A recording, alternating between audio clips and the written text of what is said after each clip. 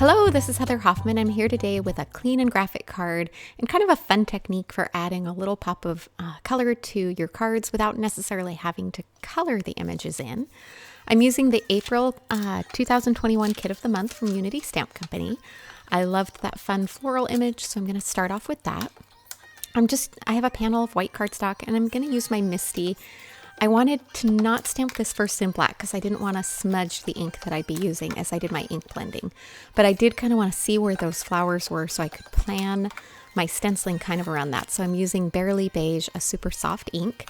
And then I created my own stencil just using a really small circle die cut. Those are my Simon Says Stamp basic circle dies.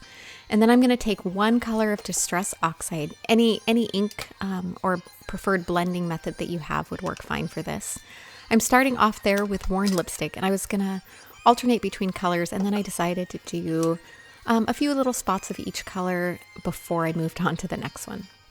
And as you can see, I'm not taping down my stencil, I'm just holding it in place, which it slipped once or twice, so if you wanted to be a little more precise on it, you could definitely tape that down or add a little pixie spray or something to hold it in place.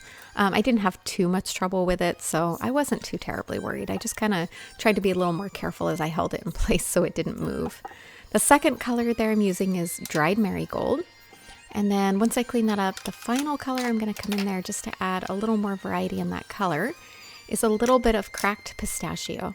And you might notice I'm adding 3 little dots of each one. Those top 3 dots are where I was going to stamp my sentiment.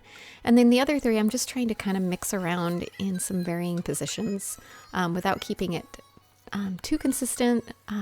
Really trying to be pretty random on how I'm doing it. And I think I succeeded just by just randomly popping them around. I thought about adding a few more in there, and in the end I decided just to keep the colors as they were.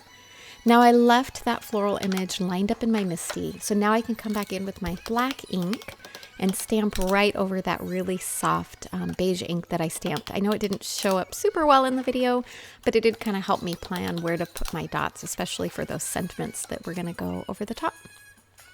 So I used my MISTI to stamp that black twice, and I'm going to do the same with the sentiment, lining it up kind of on those circles, using those as a little bit of a basis.